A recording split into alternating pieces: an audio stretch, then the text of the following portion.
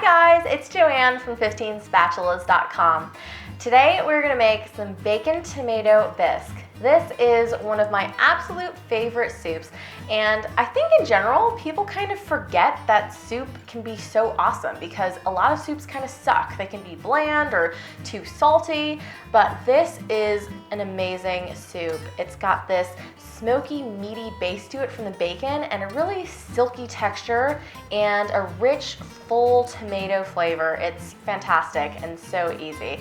You can make this any time of year. You can either use canned tomatoes or in the summertime you can use some on the vine fresh tomatoes. So let's go ahead and head over to the stove. So I've chopped up 6 strips of bacon and I'm gonna go ahead and add this to a pot set over medium heat. And we're gonna cook this for about 10 minutes just to get it nice and crispy. My bacon is nice and crispy, so I'm gonna remove it to a paper towel to drain. So you should have about 2 tablespoons of bacon fat left in the pan.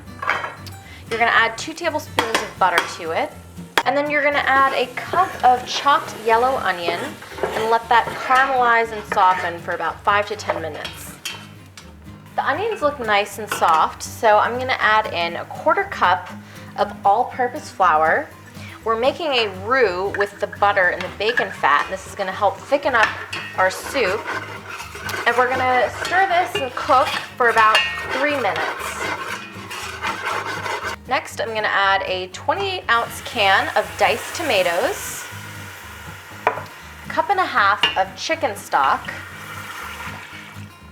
a bay leaf, 2 teaspoons of sugar just to offset the acidity of the tomatoes, some freshly cracked black pepper. Let the soup simmer for 30 minutes so the flavors are nice and developed. I'm going to add 3/4 cup of heavy cream just to cool the soup down a little bit.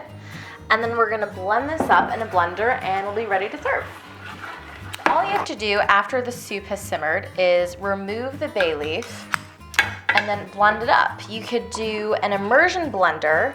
However, I find that to get the silkiest texture possible, you really gotta use a real blender. So just put a couple of ladlefuls in here. Make sure not to overfill the blender, otherwise it will explode, which would be very dangerous. So I'm just gonna do a little bit. Get the lid on, and I'm gonna blend this until it's smooth. Between the heavy cream and the tomatoes, it'll settle at a beautiful bright orange color. You can just pour it into a bowl. Garnish it with some of that crispy bacon from earlier, and you are ready to eat. So you can get this full recipe on my website, 15spatulas.com. I put a link in the description box below. Don't forget to like this recipe. If you enjoyed it, please let me know. Don't forget to subscribe, and I'll see you next time.